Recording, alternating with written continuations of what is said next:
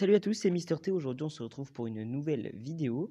Ça faisait longtemps, c'est vrai, mais c'est parce qu'en fait, du coup, bon, premièrement, avec les cours et tout, j'ai pas tellement eu le temps parce que du coup, bon, voilà, reprise après le semi-confinement d'un mois, donc j'ai pas tellement eu le temps. On a eu beaucoup de choses à faire, etc. Mais secondement, tout simplement parce que je ferai une vidéo plus détaillée, mais en fait, tout simplement, je fais énormément de vidéos sur Disney+, et pas tellement sur le reste, Netflix, etc., etc., parce que c'est pas une hebdomadaire, bien que je pense que ça risque d'arriver prochainement, mais pour l'instant, j'en fais pas.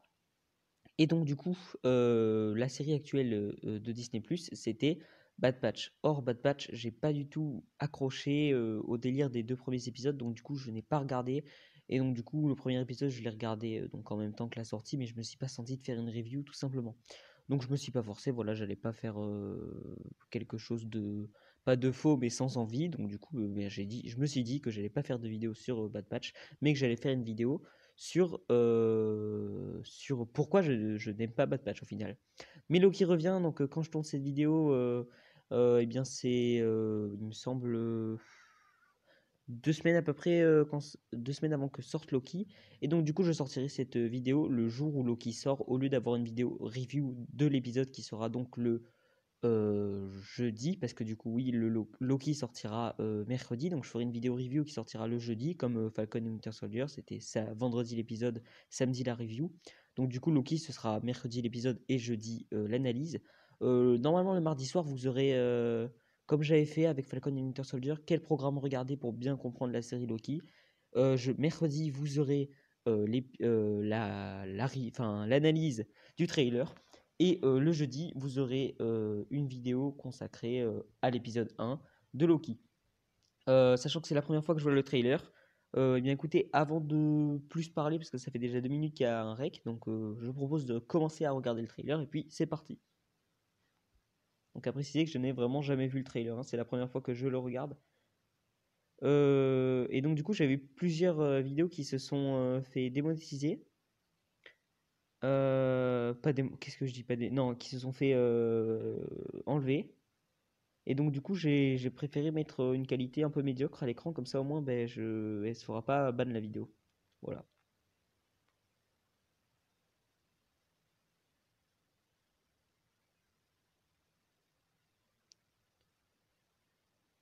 Ok. Ok. D'accord.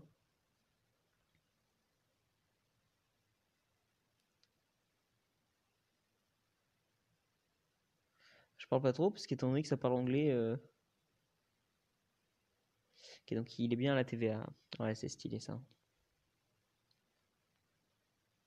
Ouais, ça fait un peu style années 80 et tout. Oh, on a ce joli logo. Ouais, ouais, ouais. Ouais, avec les branches, ouais. Donc ça c'est ultra intéressant ça. En vrai. Cet acteur est ultra connu, mais franchement le duo me plaît pas mal, le duo d'acteurs, hein. Je sais plus comment il s'appelle. Onjun Eleven. Ok. Ah, les fameuses dagues. Ah, il est stylé Loki comme ça. Oh. Ouais, toujours ce côté arrogant, Loki. Loki, c'est pas du tout son rôle. D'accord. Ah, Asgard, ouais. Ouais, forcément, il s'attire les ennuis. Oh, avec les cheveux courts.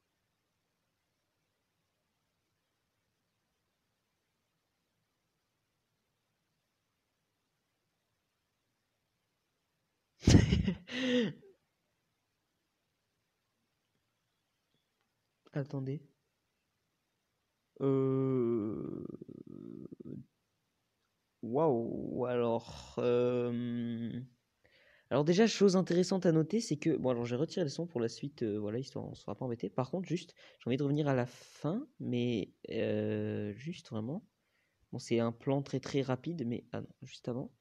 Mais il me semble avoir vu Andromanov. Alors je pense que c'est moi, mais vraiment dedans, on aurait vraiment dit... Ah euh, Voilà, est-ce qu'on peut revenir juste un tout petit peu en arrière, s'il vous plaît? Hop, hop, hop, hop, hop, là, la suivante. Là, voilà ça. Ouais, donc du coup, la qualité est pas ouf, comme je vous ai dit. Mais vraiment, on dirait. Donc, Loki. Après, du coup, étant donné qu'on va voyager à travers les dimensions, je sais que dans les comics, il y avait une Loki. Alors, je sais pas comment on dit Loki est féminin, mais c'était Loki en fille. En femme plutôt, parce qu'en fille, ouais. Maintenant, vraiment l'impression que sur la droite, c'est Loki. Alors, du coup, qui est-ce que ça peut être? Sachant que du coup, on est quelque chose qui risque de traverser le temps et les époques, etc., etc. Pourquoi pas au final retrouver Black Widow? Maintenant, qu'est-ce qu'elle ferait là? J'en sais foutrement rien. Ou alors c'est juste un Loki qui rencontre un autre Loki, en l'occurrence une autre Loki, tout comme Captain America dans Endgame avait rencontré Captain America d'une autre dimension.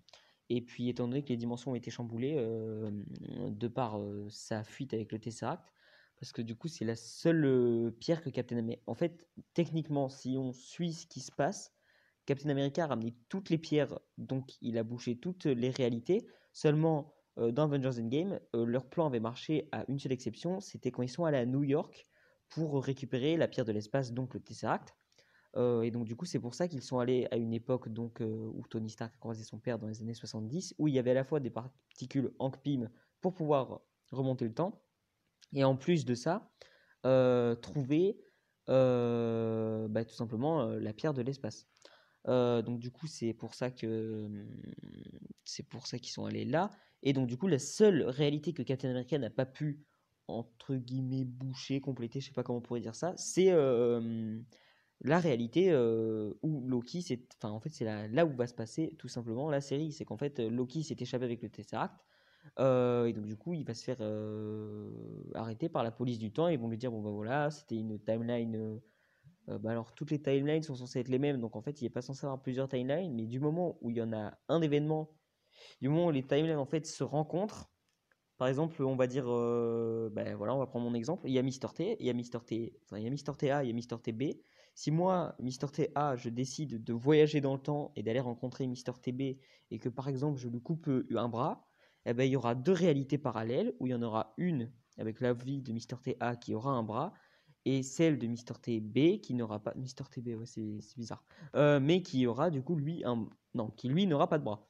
Donc du coup, ça peut être intéressant de voir comment la série risque de gérer ça, sachant que là, on a un Loki qui est censé réparer les erreurs.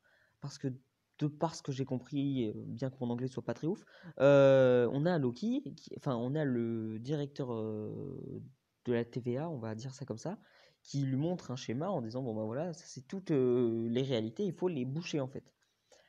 Maintenant, ce qui serait intéressant, c'est que du coup, quand toutes les réalités seront bouchées, qu'est-ce qui va se passer de Loki? Parce que du coup, on va dire qu'il n'y a qu'une timeline qui se répète en boucle et en boucle. En fait, c'est des univers parallèles, mais qui sont les mêmes. Donc, si tous les univers qui sont parallèles et pas les mêmes sont rectifiés pour qu'ils deviennent tous les mêmes, qu'est-ce qu'il adviendra de ce Loki? Parce que si toutes les timelines sont censées être les mêmes, et bien tout simplement, ce Loki devrait mourir tout simplement parce que enfin, en fait, c'est beaucoup de paradoxes. C'est très compliqué vraiment, c'est pour ça que j'ai hâte de cette série parce que ça risque de nous en apprendre pas mal. Et parce que c'est vrai que du coup, c'est ce qui était un peu expliqué dans Spider-Man Into the Spider-Verse, parce qu'on a eu plusieurs Spider-Man, etc., etc. Et cetera. Et là, on va voir comment Marvel va l'adapter, en fait, manière Marvel tout simplement. Pas manière Sony Marvel, etc. Donc du coup, hâte de voir ce qui va se passer. Est-ce que le Loki de la fin de l'épisode va... Enfin, la fin de la série va mourir? Bien qu'il y ait une saison 2, donc alors est-ce que ce sera tout simplement, là on n'aura qu'un début, ou alors est-ce qu'il va réussir son objectif, mais qu'à la fin de la série, il va pas mourir? Parce que du coup, si à la TVA, une police du temps, c'est peut-être des personnes qui sont en dehors de ces timelines, c'est-à-dire un peu comme des... ce que plusieurs personnes pourraient appeler, voilà, par exemple... En fait, ce serait un peu comme des dieux vivants, en fait, finalement. Ce seraient des personnes qui géreraient le monde. Donc oui, voilà. Et c'est ça qui est très intéressant dans la série, mais en fait, au final, j'ai récapitulé le trailer, mais sans revenir sur les images. Mais au final, oui, on voit Loki qui voyage à travers plusieurs époques. Donc là, notamment, comme vous pouvez le voir avec la barre des feeds. Ah, je sais pas si vous la voyez au montage. Bon, selon comment c'est monté, voilà. Mais donc du coup, donc là, on a la première partie du trailer où en fait on a, voilà, parfait, parfait, Harry sur image. Donc là, en fait, on a la première partie du trailer qui dit bon bah écoutez, voilà, là t'es à la TVA. La TVA, c'est ça, ça permet de faire, ça permet de gérer toutes les différentes timelines, notamment avec cette image. Et la deuxième partie du trailer où on montre Loki, par exemple, donc celle où il s'est fait pointer pas du doigt, mais avec des armes par tous les mercenaires, celle où il est avec du coup entre guillemets à Romanov, peut-être que. Ah non, Romanov. J'ai vraiment dit Anne Romanoff. Non, mais c'est pas Anne Romanoff par conséquent. Euh, Black Widow. Non, non, pas Anne Romanoff, non, non. Ou alors c'est avec Anne Romanoff, et là pour le coup, ce serait vraiment particulier. Non, mais du coup, avec Black Widow, entre guillemets, voilà, parce que je pense pas que ce soit elle, ou alors du moins il n'y a rien de fondé, c'est une théorie plus qu'une affirmation.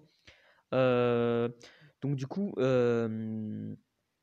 Natasha Romanoff, voilà, je me cherchais dans ma tête Anne Romanoff, Natasha Romanoff, c'est pour ça. Donc du coup, voilà, donc on a la première partie du trailer où du coup on explique ce que c'est la TVA. Donc après mon anglais est un peu médiocre, mais en fait je crois d'après ce que j'ai compris qu'ils disent en gros que c'est un ensemble de personnes qui gèrent tout simplement comment on appelle ça? Qu'en fait qui gèrent le temps, les timelines différentes. D'ailleurs, Time Balance Authority, il me semble que c'est ça. Enfin, Time Balance Authority, ça a donné l'acronyme TVA. Euh, donc voilà, série qui peut être très très intéressante, notamment avec toutes les théories qu'il y a. Mais en plus, je crois que ce ne sont plus des théories, hein, parce que du coup, on a tous les acteurs de Spider-Man, donc des 3 trilogies Spider-Man, même s'il me semble qu'il n'y a eu que deux Amazing Spider-Man. Mais on a tous les acteurs de Spider-Man de ces de ces 3 dernières trilogies, ou enfin 2 dernières séries Spider-Man. Donc ils ont normalement qu'ils ont confirmé leur présence sur le tournage de Spider-Man 3 No Way Home. Non, oui, il me semble que c'est No Way Home. Ensuite, on a du coup le Docteur Octopus. Et puis après, il me semble qu'il y a, donc actuellement, peut-être que vous, ça c'est au moment où vous regarderez cette vidéo, ça c'est confirmé. Mais moi, au moment où je tourne cette vidéo, il me semble que il y a des rumeurs comme quoi l'acteur d'Electro, donc le méchant de Spider-Man, Amazing Spider-Man 1, il me semble. Du coup, il y a des théories comme quoi cet acteur serait recasté au final. Et le Docteur Octopus, c'est sûr, et il a dit que ce serait la suite de son histoire directe. Donc, ça peut être très très intéressant de voir ça, d'avoir cette série en fait comme tremplin pour notamment donc Spider-Man No Way Home, ou WandaVision, peut-être mieux expliquer le phénomène qui s'est passé pour WandaVision. Également, parce que bon, WandaVision c'est un peu flou quand même, elle a construit une bulle, mais comment elle a fait pour construire une bulle de réalité? On reste dans le même domaine de modifier la réalité, etc. etc. Doctor Strange 2 également, parce que du coup on sait qu'il y aura Spider-Man dedans, on sait qu'il y aura Wanda dedans. Non, pas Vision malheureusement, ou alors ce serait assez choquant. Mais voilà, on a énormément. Enfin, pour moi, cette série, en fait, elle va plus servir d'explication via le personnage de Loki, un personnage que beaucoup de personnes apprécient, plus que autre chose, en fait. On va pas se concentrer sur l'histoire de Loki, mais plus sur le fonctionnement, ou du moins. Enfin, ça va être l'histoire de Loki, ça va être,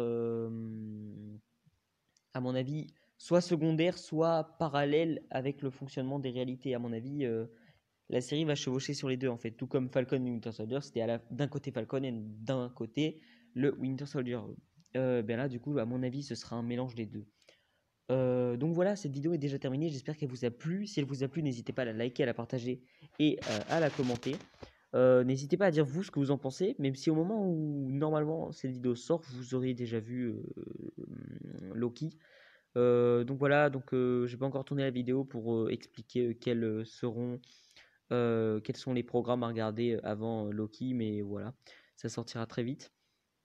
Même ce sera sorti quand vous verrez cette vidéo. Et puis écoutez, j'espère que cette vidéo vous a plu, voilà. Et écoutez, on se retrouve bientôt pour de nouvelles. Du coup, ça va reprendre le rythme, hein, pour de nouvelles vidéos. Au revoir tout le monde.